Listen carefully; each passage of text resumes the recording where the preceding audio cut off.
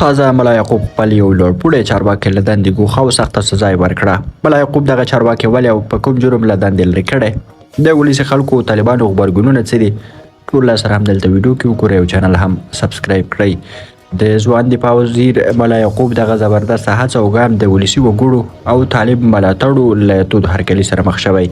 ټولیز وګړي وایي له اسلامي امارت زموږ تمه همدا ده چې ناهله او خپل سره کسان له واکمنۍ لرې او پر ځای وړ کسان وګوماري. بلخوا طالب ملاتړي دغه ستر ګام ستایلی او دا یې د یوې رښتینې واکمنۍ نښه ګڼلې. وایي باید په واکمنۍ نور چاڼ هم وشي ځکه چې له نااهله او خپل سره کسانو څخه ډکه ده. طالبانو د دفاع وزارت یو چارواکي له روسیې څخه د پوځي توکو له غوښتنې وروسته له دندې ګوښه کړ.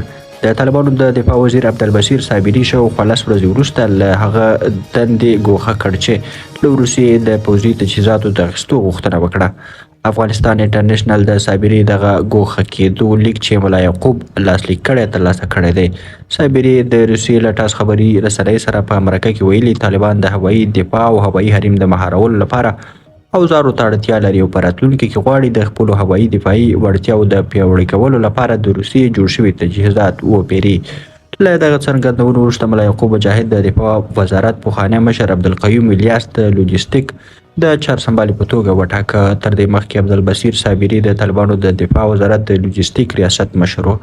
د صابري له خبرو وروسته د طالبانو د دفاع وزارت له روسي چارواکو سره د هوایي دفاعي سیستم د پیرلو په اړه خبرې رد کړي دي.